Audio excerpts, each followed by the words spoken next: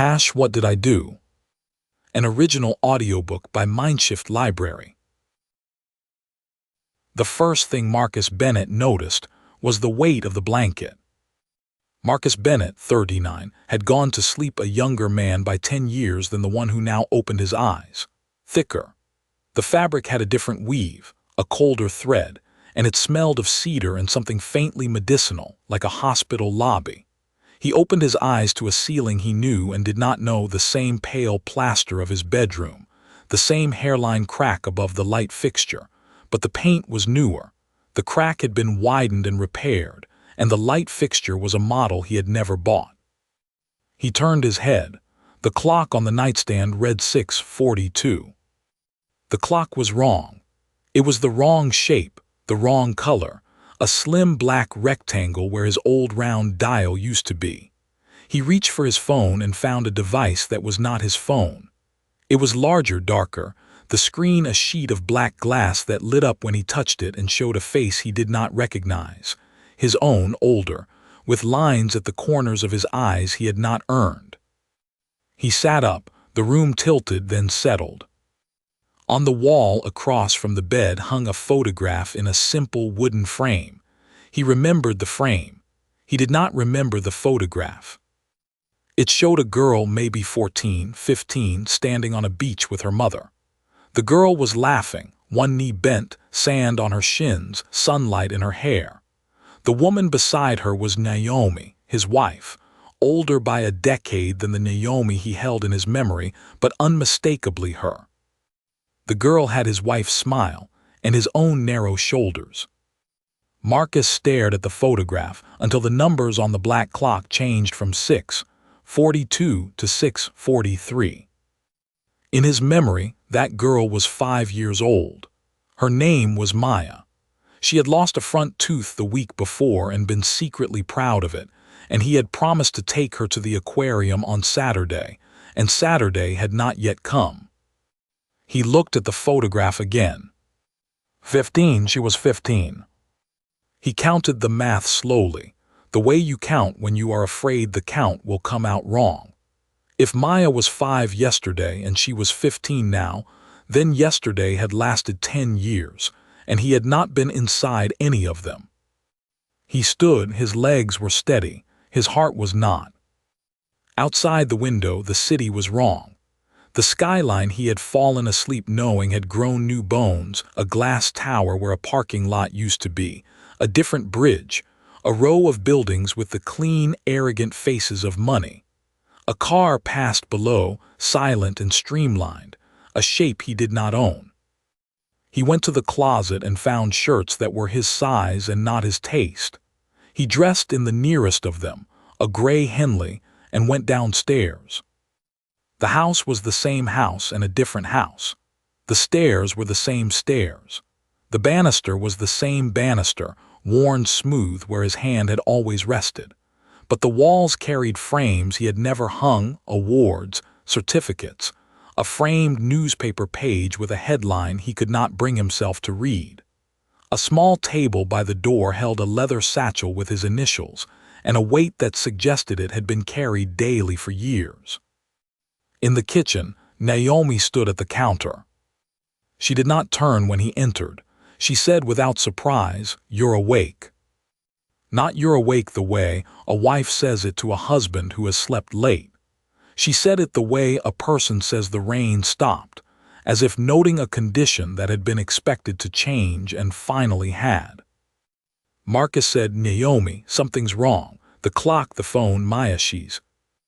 Naomi set down her mug. She looked at him the way you look at a stranger standing too close to your things, polite, guarded, ready to step back. "You don't remember," she said. "It was not a question." "I remember everything up to last night. I remember putting Maya to bed. She was 5. Naomi, there's a photograph, she's..." 15, Naomi said. "She's 15, Marcus. You've been gone 10 years. He opened his mouth, closed it. The word gone did not fit. He had not gone anywhere. He had been here. He had been asleep. Naomi watched his face work through the impossibility and arrive, as she clearly had long ago, at a place that was not acceptance but endurance. The silence between them had a texture. It was not the silence of anger, which is hot and crackling, nor the silence of indifference, which is empty. It was the silence of a person holding a fact too large to hand over all at once, the way you hand a child a sleeping animal slowly, so neither of you is startled. Naomi had clearly practiced this silence for years. She wore what she wore the way a person wears a coat through a long winter, because it fits and because it has been worn often. "I keep expecting you to ask where I was," Marcus said. "You were here," Naomi said, and the word landed like a stone in still water. "That is the part that is hardest to say out loud. You were here, you ate, you spoke, you signed things. You were just not you, not the you I married, not the you who promised Maya the aquarium." He wanted to ask what the other him had been like, but he was afraid of the answer, and he was also afraid that not asking was a kind of cowardice the other him would have approved of. So he asked, "What was he like? The one who was here?" Naomi considered the question the way you consider whether to open a window in a room that has been closed too long. "Capable," she said. "Successful. Distant. He built the addition. He tripled your income. He remembered birthdays with gifts and forgot them with his eyes. Maya learned not to expect the eyes." "You're awake," she said again, softer. "Finally, we'll figure out the rest later. Sit. I'll make coffee. Don't," she stopped herself. "Don't go outside yet." He sat. The kitchen chair was familiar. The coffee maker was not. The calendar on the wall read April 2024, and the 15th was circled in red, the way people circle a date that matters. Today was the 15th. He would spend the rest of the day learning how much of his life had been lived by someone else, and how little of it he could claim. The coffee Naomi made was the coffee she had always made, too strong. 1 spoon of sugar, a dent in the foam where she tapped the spoon twice. Marcus held the mug with both hands and let the heat argue with his fear. "Tell me what you think happened," Naomi said. She leaned against the counter, arms crossed, not unkind. "I went asleep. Maya was 5. I woke up and she's 15. That's not a thing that happens." "No," Naomi said, "it's not." "So explain it." She looked at him for a long time. "You're the one who lived it," or, she corrected herself, "the one who was here for it. I don't know which word is right anymore." "Here for it? I wasn't here. I was asleep." "Were you?" She turned to the window. "You ate dinner with us. You signed Maya's birthday cards. You built the addition on the house. You went to work. You came home. You were here, Marcus. Just not with us. Not the you that's sitting at my table right now." The distinction landed like a stone in still water. Here, but not with us. Present, but absent. The phrase would echo through the next 10 days like a verdict. He wanted to argue. He wanted to say that was impossible, that a man cannot be present and absent at once. But the evidence was already accumulating against him. The gray Henley, the black clock, the glass tower outside, the 15-year-old daughter who would come through the door in an hour and look at him the way Naomi was looking now. "What do you call it?" he asked. "What do you call the thing that was here?" Naomi's voice went quiet. "We called it you. What else could we call it?" Maya came home at 3:45. The door opened, and a teenager walked in with a backpack and a tired face and earbuds that leaked a thin thread of music. She saw Marcus on the kitchen stool and stopped, 1 foot on the threshold, the way you stop when you've walked into a room you thought would be empty. "Dad," she said, not a greeting. An acknowledgement, careful and measured, the way you'd say boss asterisk or officer, a word that names a role without promising a feeling. "Maya," he said, his voice cracked on the name, You're so tall." She was. She was tall and thin and carried herself with the particular wariness of a child who had learned not to expect much from a parent who was physically present and emotionally elsewhere. Marcus knew that wariness intimately, because he had seen it on her face when she was 5. Only then it had been new, and now it was a decade old. "Yeah," she said. She slid the backpack off and set it by the stairs, exactly where a 5-year-old would have dropped it, except she did it with the efficiency of someone who had done it 10,000 times. "Mom said you were up. Are you staying up?" The phrasing stopped him. Staying up. As if his waking were a condition that might relapse. As if she had learned over years not to get her hopes arranged too neatly.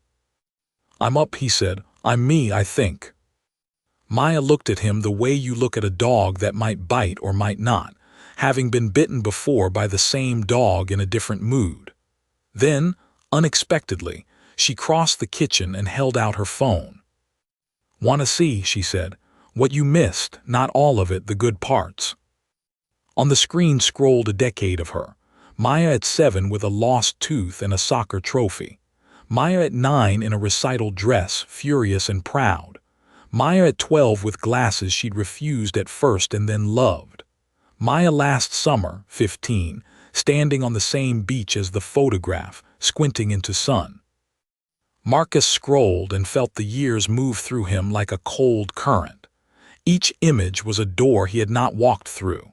Each one proved, gently and without malice, that his daughter had become a person in a room he had been standing in but not seeing. "Who took you to the aquarium?" he asked, because he had promised, and a promise broken by 10 years still feels broken. "Mom," Maya said, "mostly Mom. You, the other you, he paid for it, he didn't come." The other you. She said it the way Naomi had, as if there were 2 of him and only one was welcome. "I'm sorry," Marcus said. It was inadequate and he knew it. Sorry does not fill 10 years. Maya considered him. Then she did something that undid him more than any photograph. She reached out briefly and touched his sleeve, the gray Henley, and said, "You're really in there. Mom said you were. I wasn't sure." She left to do homework. Marcus sat in the kitchen with the phone still in his hand and the red-circled 15th of April on the wall and the weight of a daughter who had been taught, by his own absence, not to trust his presence. He scrolled the photos again, slower this time, looking for himself in them. In most he was absent or at the edge, a shoulder, a blurred hand, a figure turned toward a phone. The other him had been present in body and absent in frame, the way some parents are in every photograph and none of them. Marcus felt a precise sorrow, not for the lost years exactly, but for the version of Maya who had stopped turning toward the lens expecting him. He found one video. Maya at maybe 8, singing at a recital, and at the end the camera panned unsteady to a man in the audience, the other him, who nodded once, approving, and looked back at his phone. The nod was correct. The looking away was the sentence. Marcus closed the video before it ended. On the counter, Naomi had left a glass of water and beside it a small thing he had not noticed, a key. Not the house key which he had found on the ring by the door, but a smaller key, old brass, with a tag that read in Maya's childhood print, "Dad's toolbox. Do not lose." He did not own a toolbox, he remembered. But the tag was his daughter's, and the key was real, and it was, he understood, another breadcrumb, a thing kept for the father who might one day want to fix something with his own hands instead of hiring it done. That evening, Naomi showed him the note. It was on a slip of paper pinned to the inside of a kitchen cabinet, where visitors would not see it but where she would every day when she reached for a glass. The handwriting was hers. It read, "We waited, we hoped, we kept going." "You wrote that," Marcus said. "I wrote it the year after," Naomi said. "Year 1, when I still thought you'd come back in a week, then a month, then a year. By year 3 I stopped expecting, but I kept the note. It became, I don't know, a decision, not a hope. What did you think was wrong with me? I thought you'd had a breakdown after the bridge. Everyone thought that.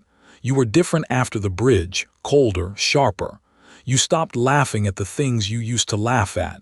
You started working with Vance. The money came. The distance came faster. The bridge, Marcus said. The words meant nothing and everything. What bridge? Naomi's face changed. You don't remember the bridge. I remember Maya at 5. I remember her tooth. I remember promising the aquarium. I do not remember a bridge. She sat down across from him, suddenly tired in a way that had nothing to do with the hour. Then there's a lot you don't remember, and a lot you need to. What was the bridge? A pedestrian bridge you helped design. It collapsed. 3 people died. That was 10 years ago, Marcus. That was the start of all of this. He felt the floor tilt the way it had that morning. 3 people. A bridge. His name on the design 10 years ago. The same 10 years he had not lived. He began and could not finish. Did I kill them?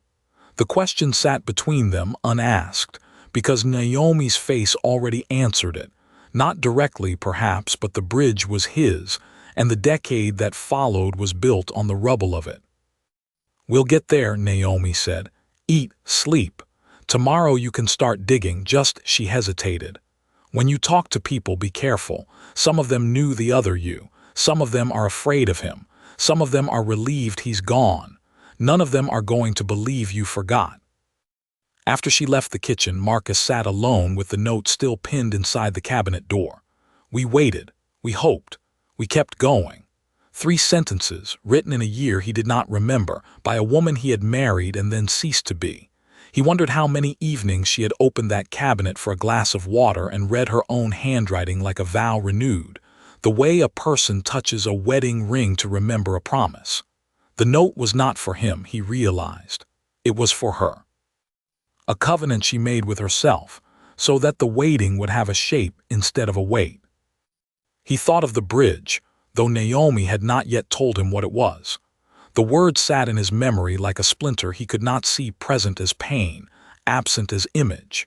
He knew only that something had broken, and that the breaking had made room for the other him to move in.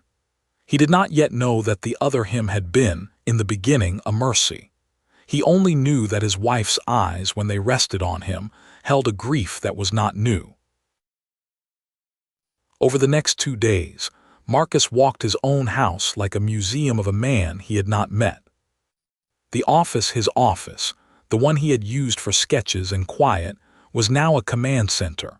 A wide desk, 3 monitors, a wall of binders labeled by year, a framed degree he did not remember earning from a university he had never attended in a field, structural risk consultancy, that sounded like a version of his old job rebuilt by someone with more ambition and fewer scruples.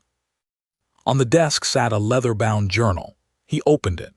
The handwriting on the first page was his, roughly, the way a forgery can be roughly yours, same slant, same loops, but written by a hand that held the pen with a different pressure. The entries were dated across 10 years. They described meetings, decisions, trips he had not taken. They were signed *M, the way a busy man signs, and they read like the log of a person who had decided to become efficient and had succeeded at the cost of everything warm. He found a sticky note pinned to the journal, memory gaps, the years that don't belong to you. Someone had written it, him, the other him, he could not tell. On the wall of the hallway hung a printed sign, the kind a therapist or a caseworker might post. 10 years. Gone. Questions. Remain. Naomi said she'd put it there the 2nd year as a kind of honesty so that neither of them would pretend.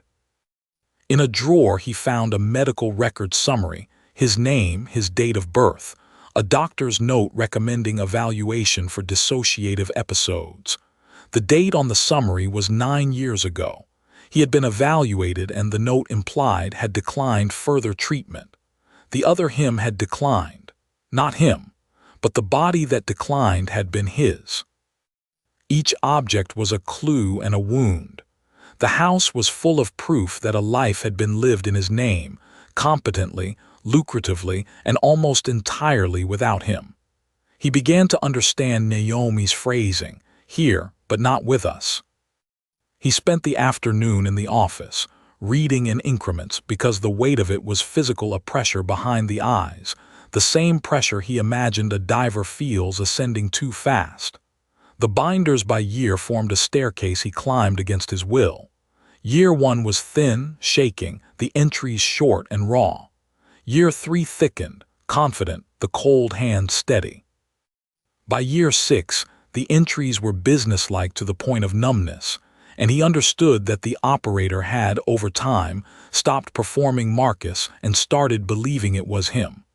That was the true horror, not that he had been replaced, but that the replacement had forgotten it was a replacement. On a shelf he found a model, a small bridge, meticulously built, the kind an engineer makes to test a joint. It was his old habit. He had built such models as a young man, for the love of how things held. This one was unfinished, a single corroded joint left deliberately loose, as if the operator had built it to remember the thing it most wanted to forget. Marcus ran a finger over the weak joint and felt, for the first time, a flicker of recognition that was not memory but kinship, the ghost of a skill his hands still knew. On the third morning he found, taped inside the journal's back cover, a photograph he could not explain.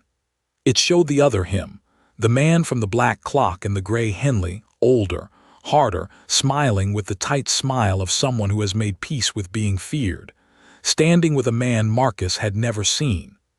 The stranger was older, silver-haired, dressed with the quiet, expensive care of a person who arranges other people's lives. On the back, in the same pressure-different hand, V says the gaps keep us safe. Trust V, asterisk. V. Vance, Elliot Vance, the name Naomi had dropped like a stone. Marcus did not yet know that Vance was the architect of the life he had lost. He only knew that the other him had been told to trust him, and that the other him, whoever he was, had written it down as a rule to live by. Elliot Vance arrived on the fourth day, without being invited. Marcus answered the door to a man in a gray coat with silver hair and eyes that assessed before they warmed, the way a banker assesses a property. Vance looked at Marcus and did something subtle and terrible. He smiled in relief, as if seeing a colleague return from a trip. "Marcus," Vance said, stepping in without waiting, "you're back sooner than we projected. The protocol said 2 weeks minimum. How are you feeling?" Marcus said, "Protocol." Vance's smile faltered the way a clock falters when you mention it's wrong. "You don't," he began. Then he looked closer and the relief drained from his face and was replaced by something Marcus would later learn to name as fear. "You're not him," Vance said. "You're the other one, the original." "The original," Marcus repeated. The word made him feel like a forgery of himself. "I need to sit," Vance said, and for the first time he looked like a man whose arrangements had come loose.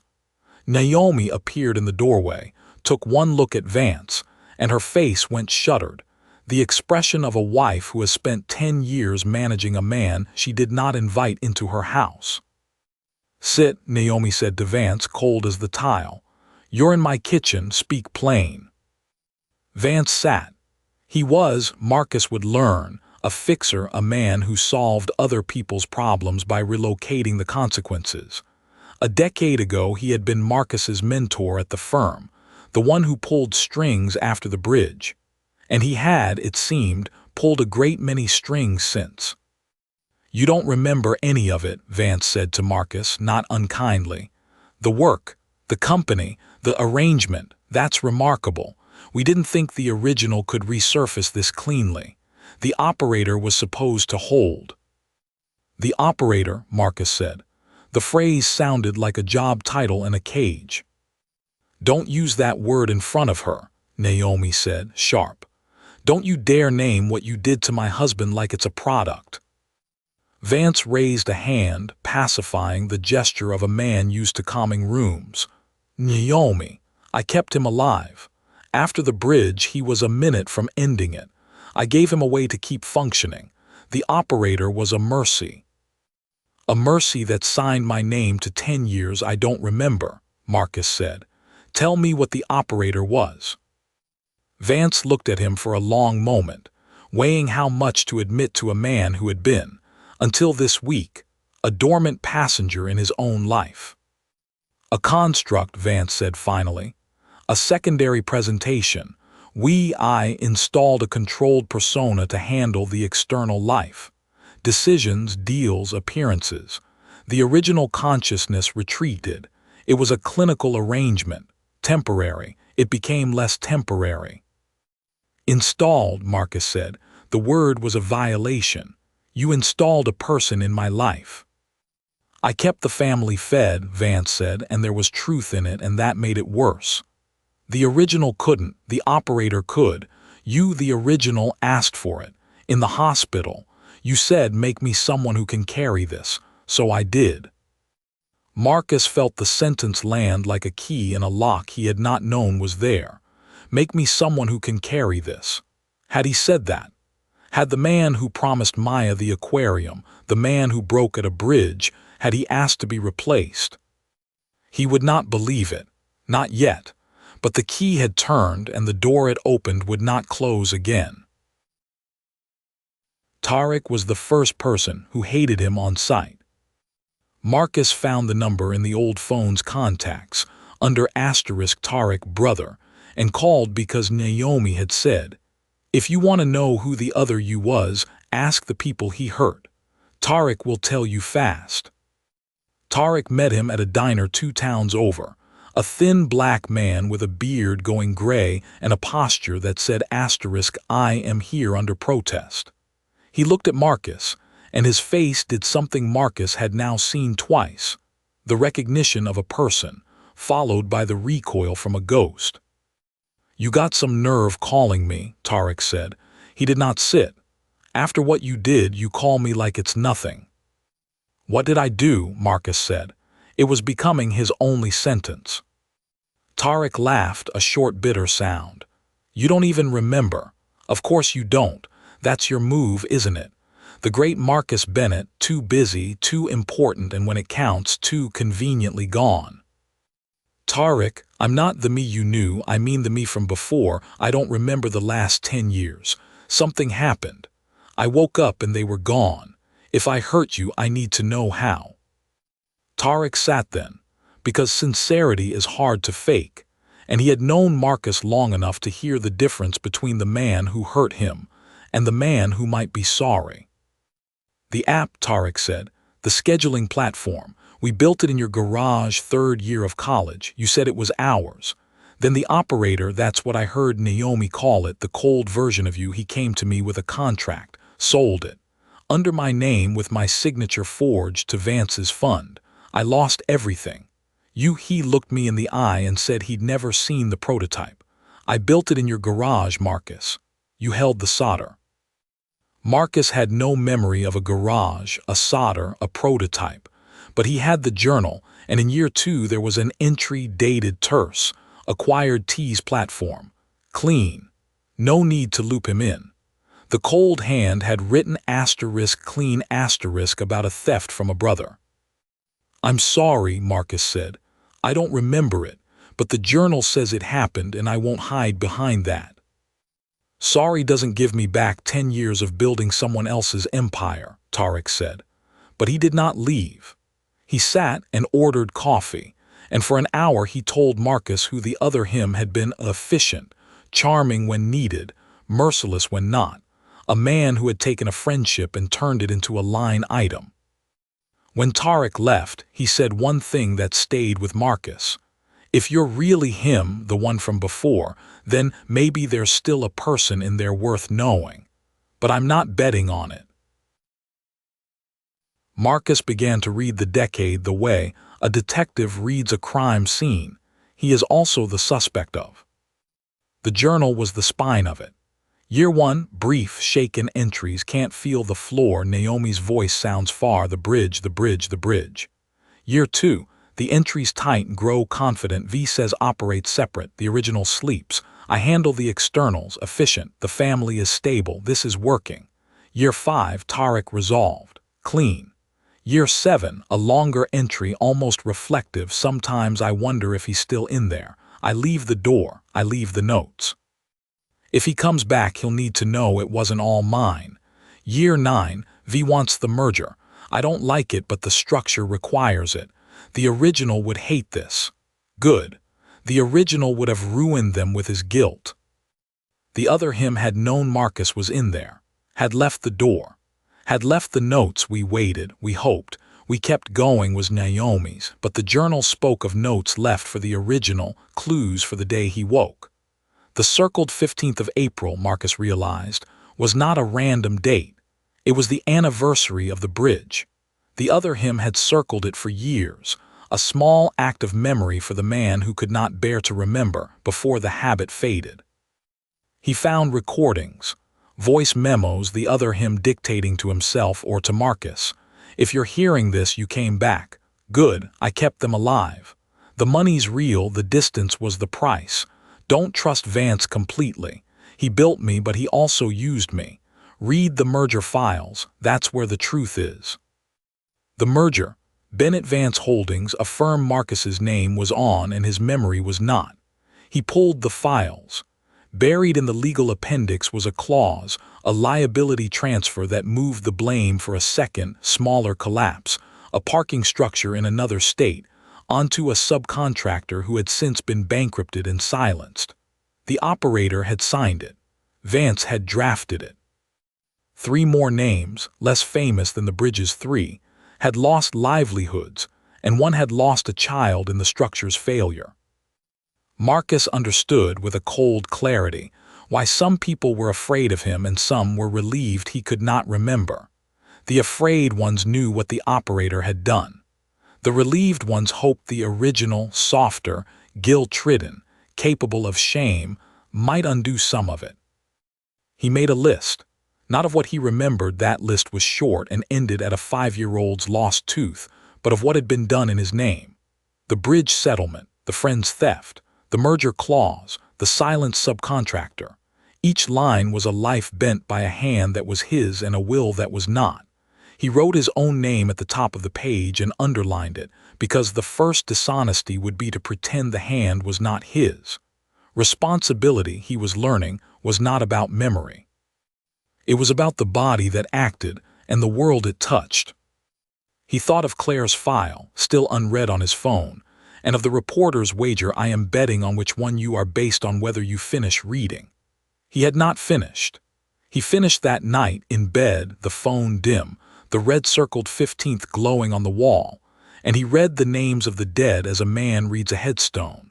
Slowly, aloud, so that the sound of them would belong to him now, the awake one, who could at least carry the weight of knowing. He was not innocent. His body had signed. His name had authorized. But the self that signed was not the self that promised Maya the aquarium. That was the wound that would not close. He was both the man who would never have done it and the man who had. He thought about the word asterisk body the way a theologian might turn a relic with reverence and dread. The body is the only thing that acts in the world. Intentions do not sign settlements. Regret does not forge a friend's name. The hand that held the pen was his, warm with his own blood, guided by a will that was not, and the distinction, clear in logic, dissolved in consequence.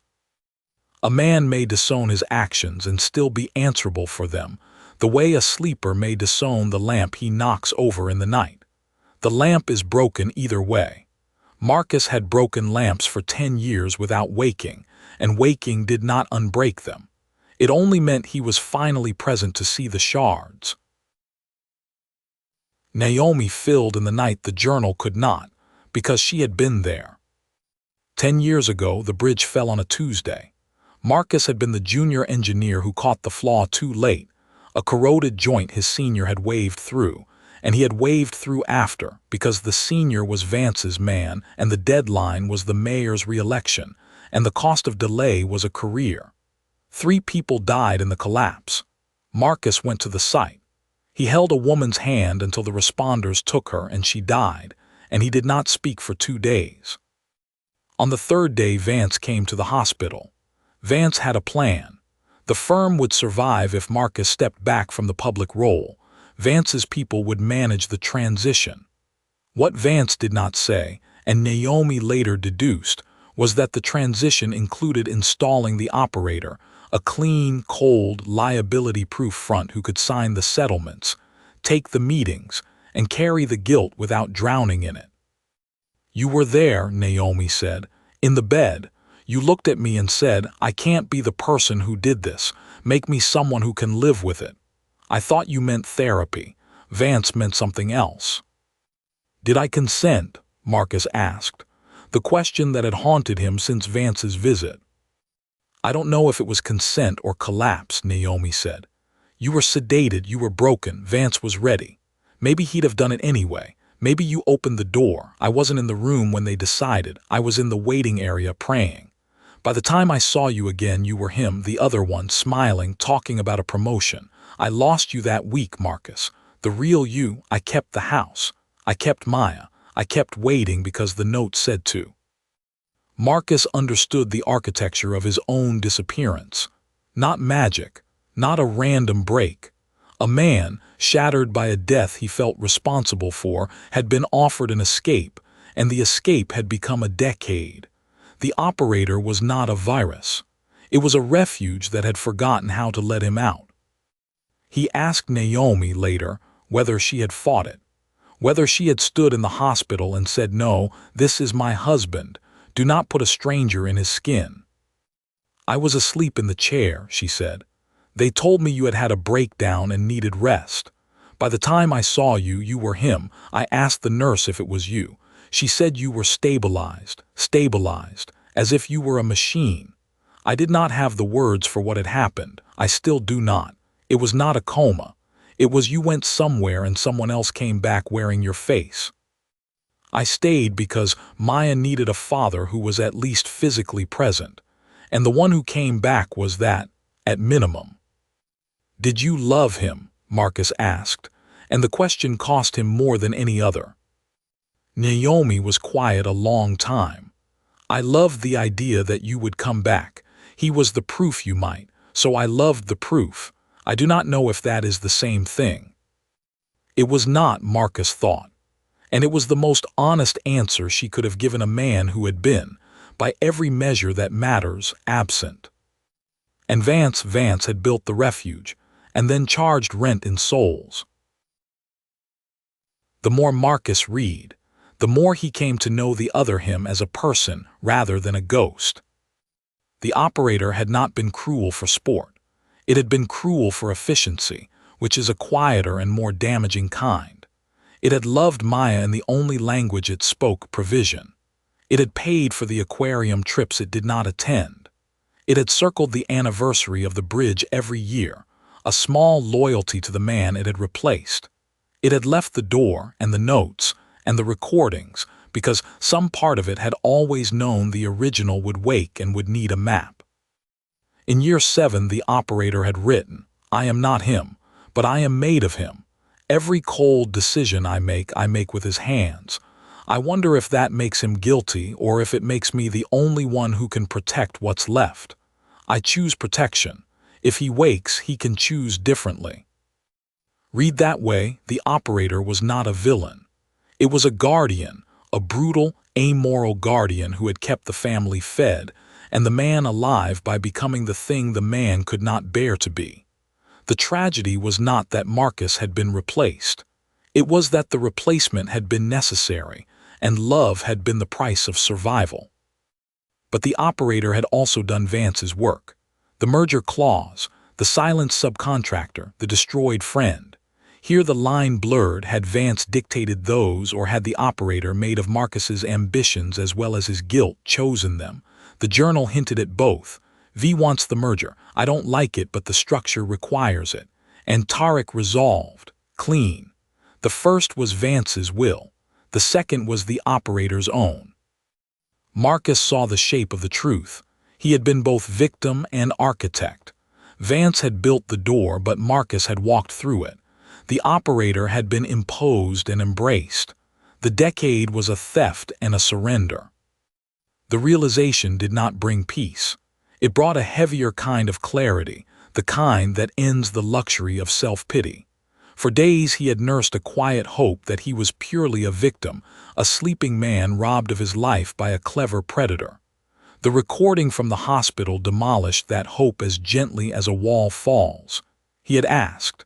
The door had been opened from the inside. But the demolition also freed him from a worse trap, the belief that he was powerless, that nothing he did now could matter because the decade had been done to him. If he had opened the door, he could close it. If he had consented, he could now refuse. Agency, he understood, was not the absence of having been used. It was the presence of choosing from here. He turned the Year 7 line over in his mind, made of him. The phrase had seemed on first reading like an excuse. Now it read like a confession and a clue. The operator had been made of him, of his guilt, yes, but also of his competence, his ambition, his capacity to provide. The cold self had not been invented by Vance. It had been uncovered. And that meant the man who woke was not separate from the man who signed. The signature was his. The only question left was what he would sign next. This was the knowledge that would have to precede the choice. You cannot choose who to become if you lie about who you were. Claire Ackeffer came to him, not the other way around. She was an investigative reporter, late 30s, with the rested hostility of someone who has been lied to by experts. She had spent 4 years tracing Bennett Vance holdings and had concluded correctly that the man at the top was responsible for deaths she could not yet prove. When Marcus called her, she assumed it was the operator, smooth and deflecting, and she opened with, "If you're calling to offer a comment, I've heard your comments. They're all lies." "I'm not the one you've been investigating," Marcus said. "I'm the one underneath him." That stopped her. She met him in a library reading room, neutral ground, and listened while he told her plainly that he had no memory of the decade and was trying to learn what his body had done in his name. Claire was skeptical. Amnesia is the oldest dodge. But she was also a careful reporter, and she had noticed something the prosecutors had not. The pattern of the operator's crimes suggested 2 authors. The early ones, the bridge settlement, the Tarek theft, were clumsy, frightened, the work of a man learning to be cold. The later ones, the merger clause, the silenced subcontractor, were elegant, predatory, the work of someone who had mastered it. The second author, Claire believed, was Vance, writing through Marcus's hand. "If you're telling the truth," she said, "then you're the best witness I have against Vance. The operator covered his tracks. You can uncover them, but you have to be willing to implicate yourself to do it." "My body did those things," Marcus said. "I'm not going to pretend it didn't. If implicating myself is the price of stopping him, I'll pay it." Claire studied him the way Naomi had, the way Tarek had, looking for the man behind the mask. "The other you would never have said that," she said finally.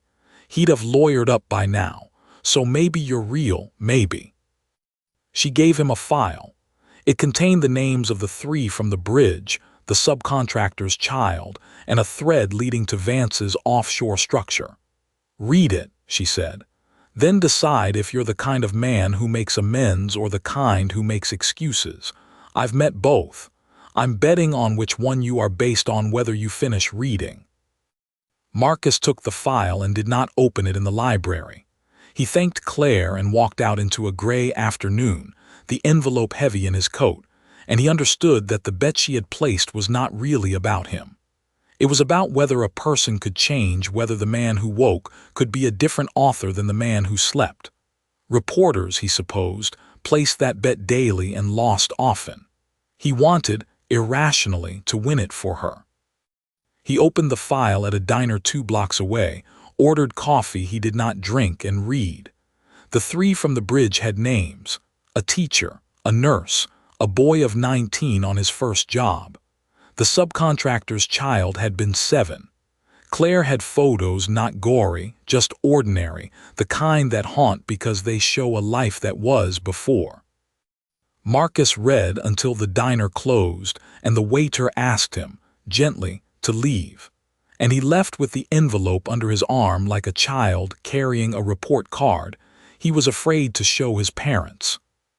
That night he wrote, for the first time in his own hand and not the operator's, a single sentence in the journal: "I am awake. I am responsible. I will not hide behind the sleep." It was the door he closed and the one he opened. Maya knew more than she had let on. On the 9th night she came to his room, the original's room now, the one he'd reclaimed, and sat on the edge of the bed the way a 15-year-old sits when she has decided to trust and is bracing for the disappointment. "I knew you were in there," she said. "The other you, he was like a statue of you, right shape, wrong everything. I used to talk to the statue hoping the real one heard. I left the photos where you'd trip on them. I circled the bridge date every year after he stopped. I thought maybe if you saw it enough you'd come back." "He stopped circling it," Marcus said. "He stopped around year 8, got busier, colder. I think he forgot why it mattered, so I took it over. That's my handwriting on last year's calendar, the red circle. I kept the door open for you." Marcus felt the decade invert. He had thought himself a passive sleeper, awakened by chance. But a child had spent years leaving breadcrumbs for a father trapped behind glass. The operator had circled the date out of loyalty to him. Maya had circled it out of loyalty to both. She had been the keeper of his memory when neither of his selves could be. "Why didn't you tell me sooner?" he said. "Because I had to be sure it was you. The other you could fake anything. You looked at my soccer trophy like it was the first good thing you'd seen in 10 years. He never would have. He'd have asked what it cost." She handed him a small envelope she had kept in her desk since she was 11. Inside was a drawing she'd made at 5, the aquarium he'd promised, stick-figured with a sun and a fish, and the words Dad plus Maya. On the back in Naomi's hand, "He will come. Keep this for him." Marcus understood then the full weight of "we waited, we hoped, we kept going." It had not been Naomi's alone. It had been a household conspiracy of love, mother and daughter keeping a place warm for a man who was physically present and emotionally drowned, until the day he surfaced. He thought of the envelope Maya had given him, the drawing of the aquarium, the child's print of Dad plus Maya, and Naomi's hand on the back. "He will come. Keep this for him." 3 hands had kept that envelope: Maya's, who drew it, Naomi's, who wrote on it, and some quieter part of Marcus, the original behind the glass, who must have, in some submerged way, been the one they were keeping it for. Love, he was learning, was not a feeling that required presence. It was a practice that survived its absence. They had practiced him. He did not cry. He had wept enough in the first days, the useless tears of a man who finds his life rearranged. What he felt now was steadier, a resolve, the kind that comes not from hope, but from having looked at the worst and decided to stay. He folded the envelope and set it on the nightstand where the black clock used to be, and he left the light on, because for the first time in 10 years someone in this house was awake and keeping watch. "I'm here now," he said. It was the same inadequate word as *sorry*, but Maya accepted it the way she accepted the gray Henley, as evidence, not apology. In the days that followed, Marcus learned the grammar of being a father to a teenager who had already grown without him. He learned that presence is not a single grand gesture, but 1,000 small ones: the text he sent before she woke, the dinner he tried to cook and burned, the way he stood in the doorway of her room and did not fill the silence with excuses. Maya tested him, as children of absent parents will, with small provocations: a slammed door, a withheld smile, a story told to Naomi instead of him. He did not flinch. He had earned the testing and he intended to outlast it. "I am not the other you," he said to her once, and she said, "I know." He never would have burned the pasta. It was, he decided, the closest thing to forgiveness he was likely to get, and it was enough. The twist that reoriented everything arrived not as a shock, but as a confirmation of a fear Marcus had been carrying since Vance's visit.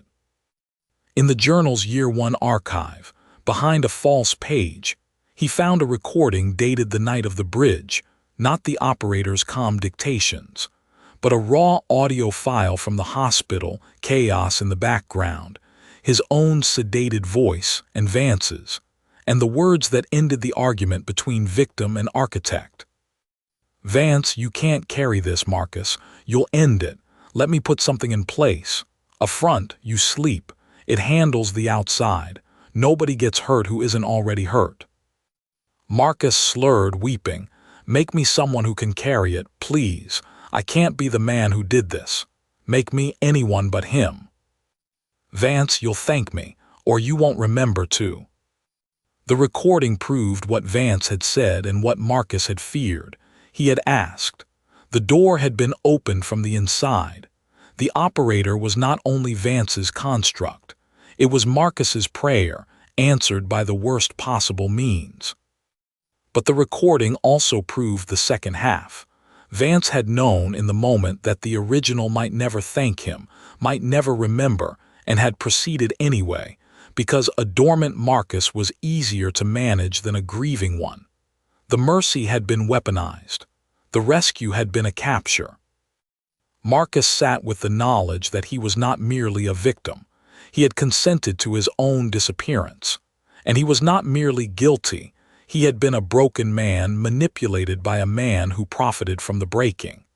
The truth was not a line but a knot, and he was tied into it at both ends.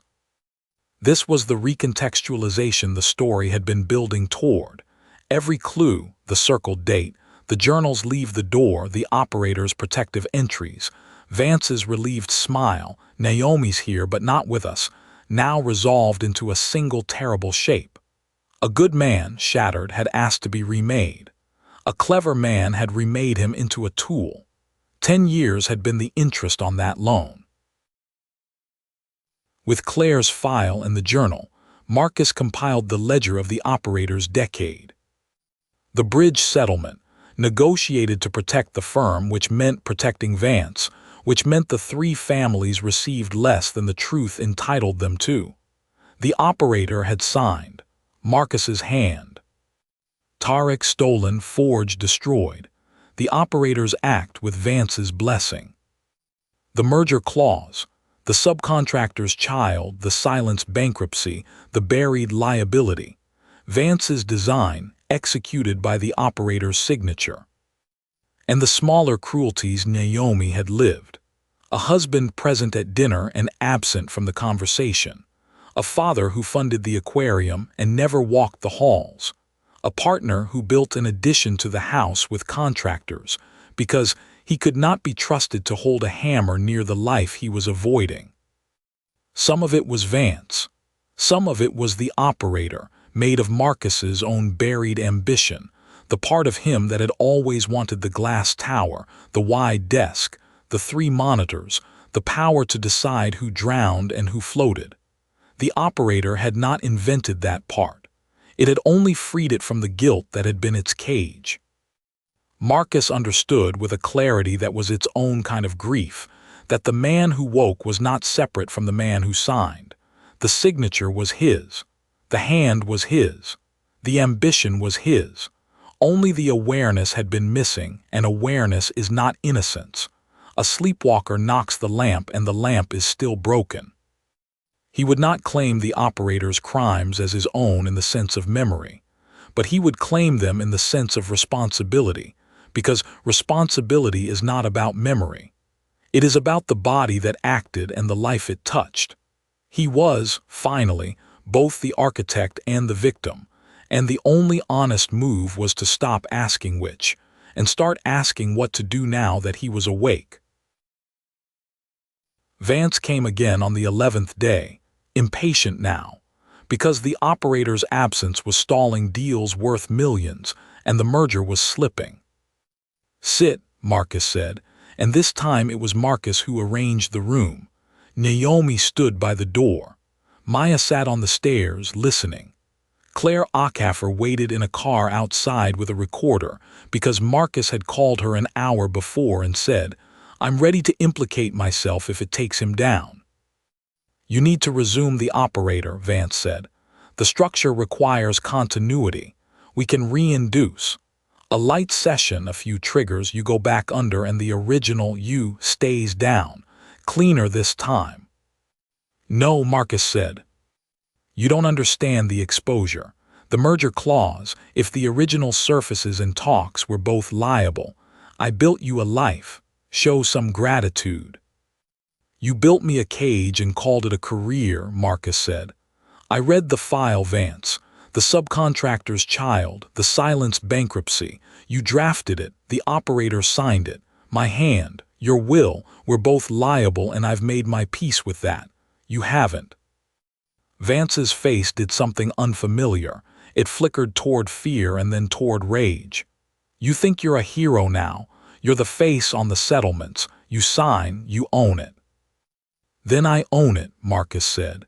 And I'll sign the other way. I'll dissolve Bennett Vance. I'll surrender the empire the operator built. I'll testify to the bridge, to the clause, to all of it. I'll take the consequence for the body that acted. And I'll make sure the record shows your hand on every page. You'll destroy your family, Vance said. It was his last weapon, and he used it like a man who only owns one. Naomi answered from the doorway. Our family was destroyed the night you put a stranger in my husband's skin. We kept going without him. We'll keep going with him, broke and honest, before we keep going with a ghost and a fortune. Vance left. Claire's recorder captured enough.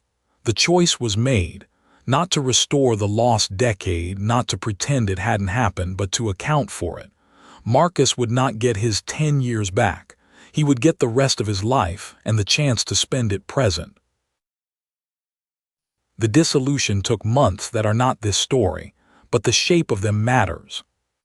Marcus surrendered the empire, cooperated with Claire's investigation, and accepted a settlement with the Bridge families that the operator had denied them, late, partial, insufficient, but signed by a man who was awake. Tarek did not forgive him, not fully, but accepted a meeting, and they spoke for the first time as two men instead of a thief and his ghost. Maya, at 15, learned that her father could be present and began slowly to believe it. Naomi did not pretend the decade was erased. She had spent 10 years with a statue and would need time to trust the man behind it. But she kept the note. We waited, we hoped, we kept going, and she did not take it down. And Marcus, in the quiet weeks after Vance's arrest, did the thing the operator had always known he would need to. He went to the aquarium.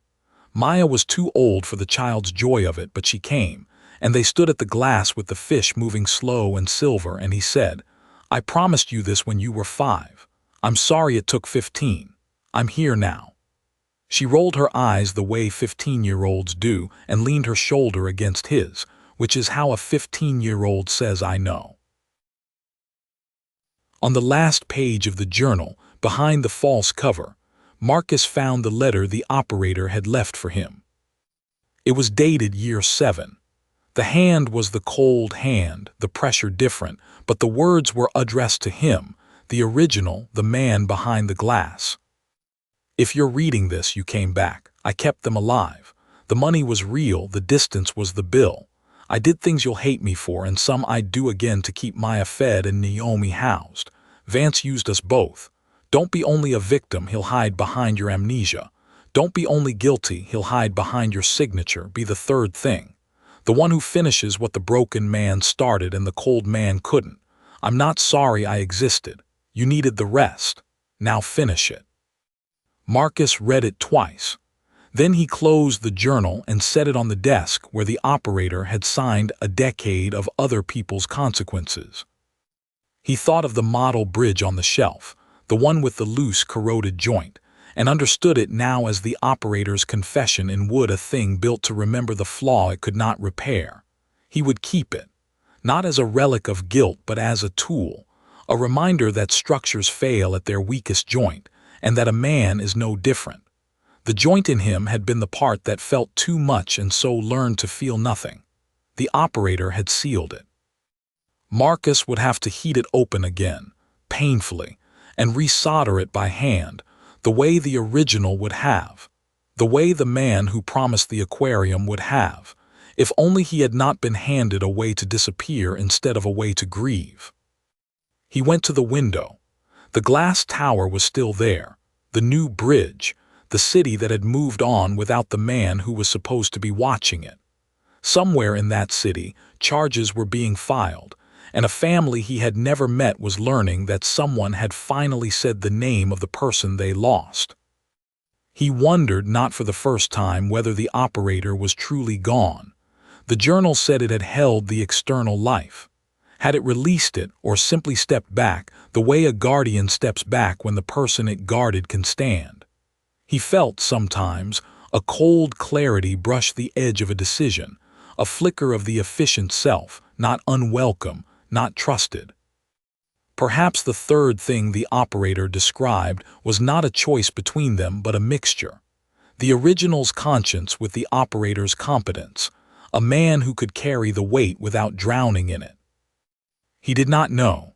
That was the unresolved note left deliberately, the way the circled 15th had been left, a small door kept open.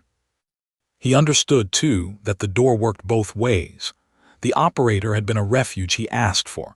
The part of him that had asked was the same part now choosing to stay awake. If he could invite absence once, he could refuse it now. The flicker of cold clarity was not a relapse to fear, but a tool returned to its owner, the competence without the cruelty, the steadiness without the distance. He did not fear the operator's return. He feared only his own willingness to hand over the wheel again. So he kept the door and kept it open, and kept himself on the near side of it, where the coffee was too strong and the daughter was 15 and the wife he had married was in the next room, and the morning, for once, was actually his. Naomi called from the kitchen. "Coffee's ready, the ordinary kind. Come sit with your family." Marcus turned from the window. The red circle on the calendar marked today, the 15th, neither the start nor the end of anything, only a day he was awake for. He paused at the doorway, the mug warm in his hand, and looked back once at the room that held the evidence of a life he had both lived and missed. The black clock was gone. Naomi had taken it down the day before, saying the original deserved a clock he recognized. The gray Henley he still wore, but now it was his by use rather than by default. The journal sat closed on the desk, a decade of another man's handwriting waiting to be archived rather than obeyed. He was not the operator, and he was not only the man from before. He was the third thing the operator had named, the one who finished what the broken man started and the cold man could not. The name for it, he thought, was simply present. He had been absent for 10 years. He would not waste the minutes he had left. He went to sit with his family. Outside, the city kept its secrets. Inside, a man who had lost 10 years was learning, slowly, to be present in the ones he had left. "What did I do?" the Hook had asked. The answer, he was beginning to understand, was not a single act but a long one. He had survived, and in surviving had abandoned, and in abandoning had been found, and in being found had a chance, maybe his last, to matter to the people in the next room. He picked up the mug. The coffee was too strong, 1 spoon of sugar, a dent in the foam where Naomi tapped the spoon twice. He drank it. It was the most ordinary thing in the world, and it was the first morning in 10 years that was truly his. And